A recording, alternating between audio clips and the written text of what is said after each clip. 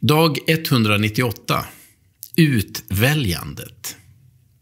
Helige Fader, bevara dem i ditt namn, det som du har gett mig, så att de blir ett, liksom vi är ett. Medan jag var hos dem bevarade jag dem i ditt namn, som du har gett mig.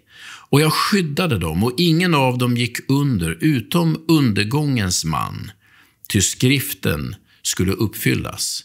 Johannes kapitel 17, vers 11 och 12. För några år sedan gick en reklamfilm på tv från ett rekryteringsbolag där de ville visa hur viktigt det är att lyckas med att välja rätt folk. Bland annat dök Judas upp tillsammans med Jesus och de andra lärjungarna. Tanken var att det skulle föreställa tillfället då Judas rekryterades till lärjungagruppen. Ett tillfälle som det inte står något om i Bibeln. Judas förklarade med entusiasm: jag blev sjukt glad när Jesus kontaktade mig. Sen kom sluttexten: fel rekrytering kan stå dig dyrt. Som om Jesus hade misslyckats och som om Judas var ett misstag. Hur hänger det ihop egentligen? Visste Jesus från början att Judas skulle förråda honom? I så fall, varför valde han honom till lärjunge? Om inte, hur insiktsfull var egentligen Jesus? Även om han hade avstått från sin gudomlighet i och med att han blev människa, så borde han väl ha insett vilken sorts karaktär Judas hade.